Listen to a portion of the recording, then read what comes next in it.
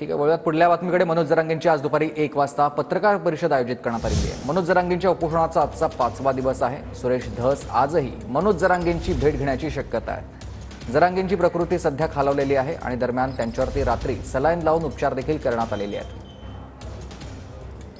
या ठिकाणी येऊन त्यांना सहकार्य केलं, त्यांच्या आंदोलनात सहभागी झालात, उपोषण केले. काय चर्चा झाली तुमच्यामध्ये? दादांना एकच विनंती केली, ज्यावेळी डॉक्टर येतील त्यावेळेस सलाईन घ्या, एवढंच बोललो. परंतु अजूनही जे मंत्री आकाचे आका म्हणतात किंवा धनंजय मुंडे यांचा राजीनाम्याची मागणी होती, अंजली दमाने यांनी मागणी केली, परंतु कुठेतरी अजित पवार त्या राजीनाम्याबाबत अजूनही काही बोलत नाही. त्यांच्या संदर्भात सगळे सरकारचे प्रश्न आहेत. न्याय देताना त्यांना काय करावं लागतंय, त्यांना काय कुणाला म्हणजे सिस्टीम राबवण्यासाठी किंवा यंत्रणेला सगळं काम चांगलं करण्यासाठी ज्या गोष्टी कराव्या लागतात त्या त्यांनी कराव्यात, एवढंच मी सांगल. मी याच्यानंतर सुरुवातीपासून एकच म्हणतोय की मला न्याय पाहिजे. न्यायासाठी सरकार सकारात्मक आहे. मुख्यमंत्री साहेबांनी शब्द दिलेला आहे. त्यांना जे उचित वाटतंय ते त्यांनी कुणाचाही न विचार करता करायला पाहिजे, अशी आमची कुटुंबियाची मागणी त्यांना.